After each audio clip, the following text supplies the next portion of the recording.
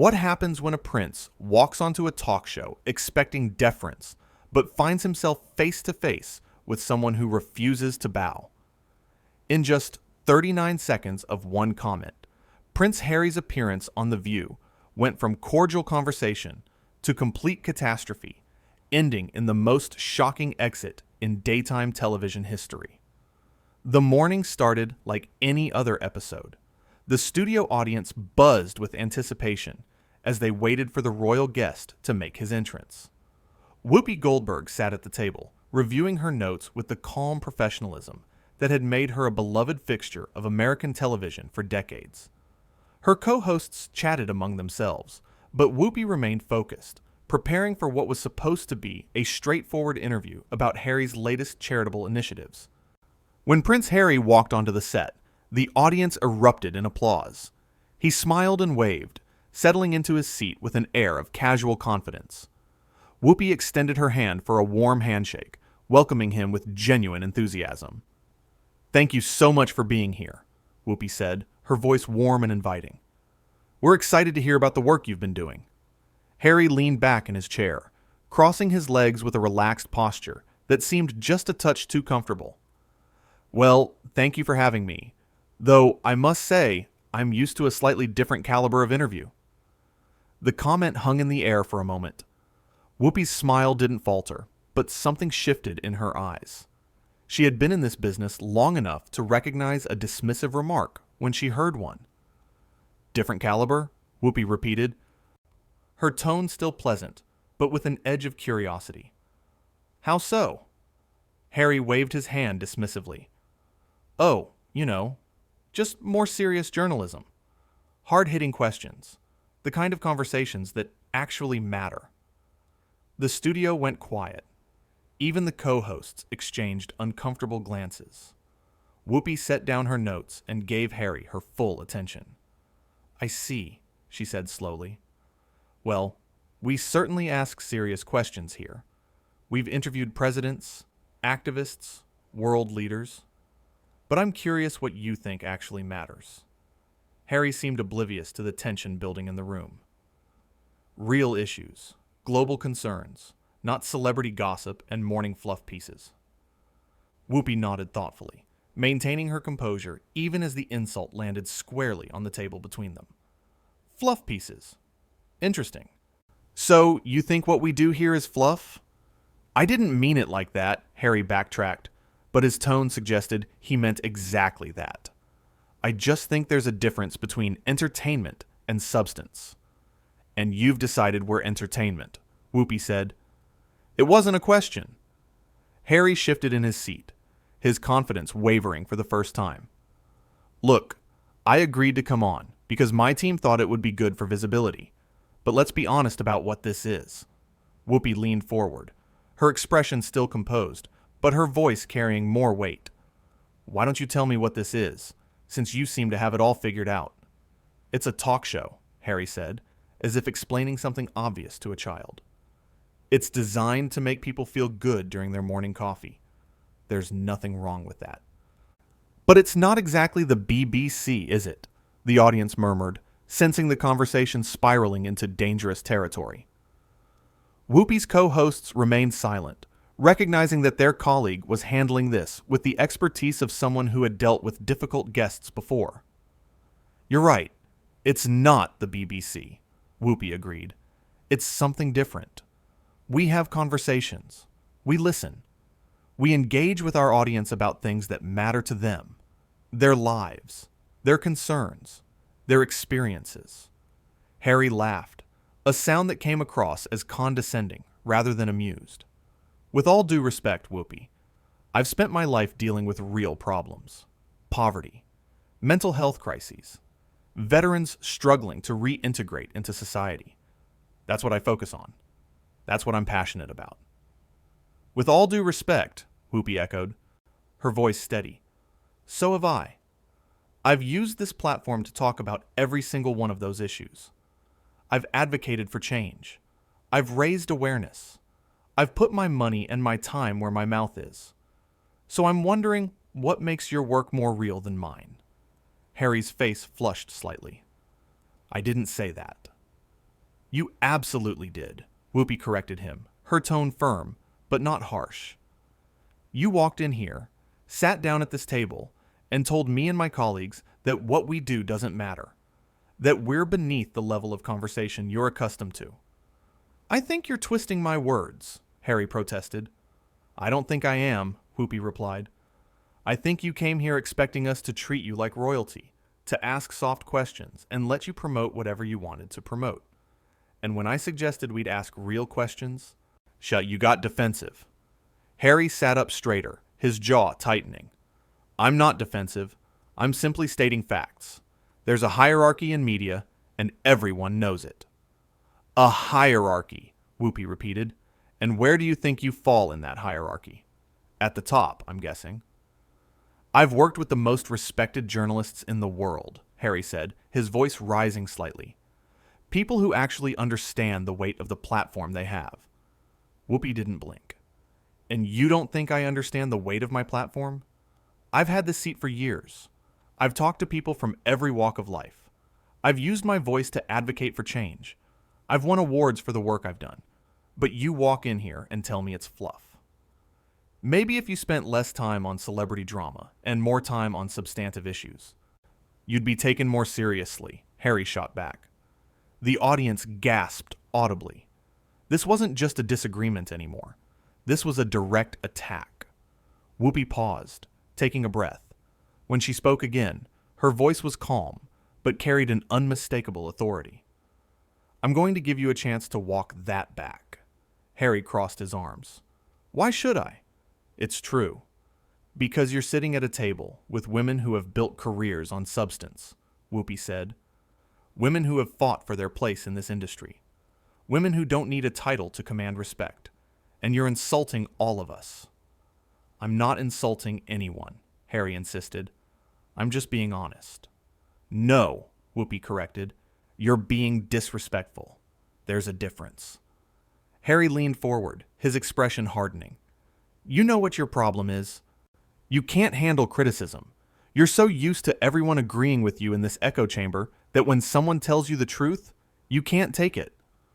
Whoopi's co-hosts started to interject, but she held up a hand, keeping her eyes locked on Harry. My problem? Let's talk about your problem.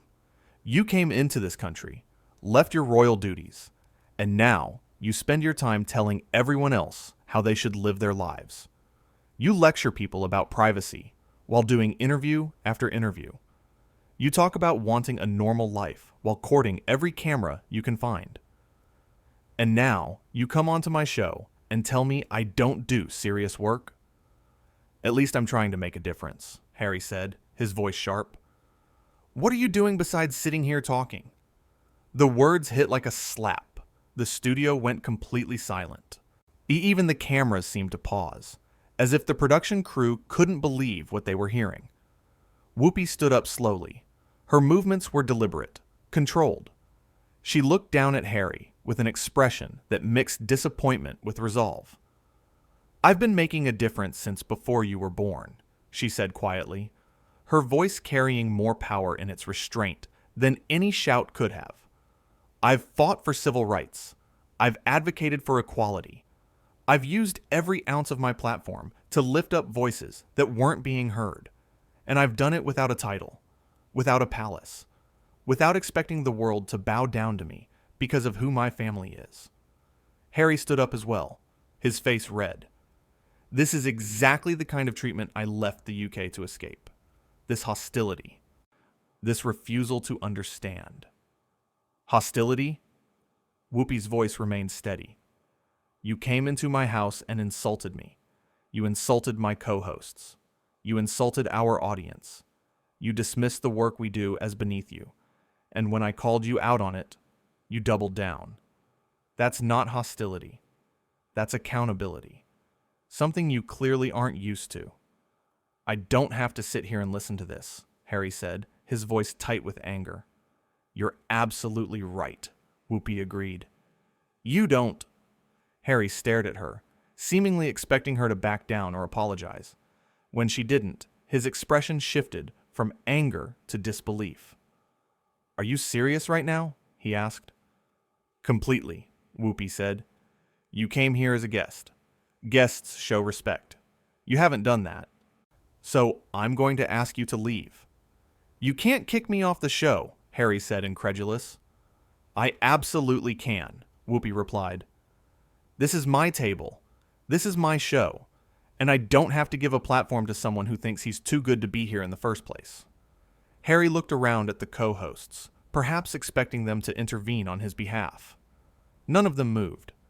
They sat in solidarity with Whoopi, their expressions making it clear whose side they were on. This is outrageous, Harry said, his voice rising.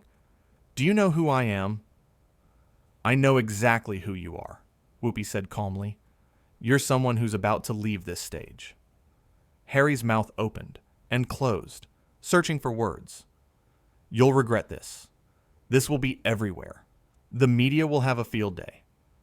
Let them, Whoopi said with a slight shrug. I've been in the media longer than you've been alive. I can handle it. Can you? The question hung in the air. Harry seemed to realize he'd lost this battle. His face was a mixture of embarrassment and fury. He looked at Whoopi one more time, as if giving her a final chance to change her mind. She didn't move. Fine, Harry said tersely. I didn't want to be here anyway. That was obvious from the moment you sat down, Whoopi replied. Harry turned sharply and walked toward the exit. The studio audience remained silent, stunned by what they'd just witnessed. As he reached the edge of the stage, he paused and turned back. You know what? You're just like all the rest. You can't handle someone who actually stands for something. Whoopi didn't rise to the bait. She simply looked at him with an expression that somehow managed to be both kind and devastating. Harry, I've stood for more than you can possibly imagine, and I've done it without throwing tantrums when people don't treat me like I'm special. That's the difference between us. Harry's jaw clenched. For a moment, it looked like he might say something else, but instead, he turned and walked off the stage. The sound of his footsteps echoed through the silent studio until finally, a door slammed somewhere backstage. The audience erupted, not in applause, but in shocked conversation. People turned to each other, processing what they'd just seen. The cameras stayed on Whoopi, who remained standing at the table, composed and dignified. She looked directly into the camera and took a breath. Well, she said, her tone lighter but still serious. That was something. One of her co-hosts finally spoke up. Whoopi, are you okay? Whoopi sat back down, smoothing her jacket. I'm fine, but I want to be clear about something. She looked into the camera again, speaking directly to the viewers at home. We welcome all kinds of guests on this show. We have conversations with people we agree with and people we don't. We ask tough questions. We have debates. But what we don't do is allow anyone, regardless of their title or their background, to come here and disrespect the work we do or the people who watch this show. She paused, letting the words sink in. You all tune in every day because you want real conversation. You want honesty. You want substance. And that's what we give you. Not fluff. Not entertainment for entertainment's sake. Real talk about real issues. And if someone can't see that, if someone thinks they're too important to engage with us on those terms, then they don't belong at this table. The audience began to clap, slowly at first, then building to a standing ovation. Whoopi allowed herself a small smile, acknowledging their support with a gracious nod. We're going to take a quick break, she continued, and when we come back, we're going to talk about something that actually matters. We're going to talk about the people doing real work in their communities without cameras following them around. Stay with us. As the show cut to commercial, Whoopi sat back in her chair. Her co-hosts reached over to squeeze her hand, offering silent support. She squeezed back, grateful for their solidarity, but also clear-eyed about what had just happened. The commercial break felt longer than usual. Backstage, producers scrambled to adjust the rest of the show's schedule. What was supposed to be a 30-minute interview had ended in less than 10 minutes of explosive confrontation. They needed to fill the time, But more importantly, they needed to manage the fallout that was surely coming. But Whoopi wasn't worried about the fallout. She'd said what needed to be said. She'd stood up for herself, her colleagues, and her audience. And she'd done it without losing her composure or stooping to the level of personal attacks. When the show came back from commercial, Whoopi pivoted seamlessly to the next segment. She highlighted a teacher from Detroit who had started a community garden program that was feeding hundreds of families. She talked to an advocate working to reform the criminal justice system. She gave platform to people whose work was making a tangible difference in the world, people who didn't need titles or royal connections to matter. And through it all, she maintained the professionalism and grace that had made her a fixture of daytime television.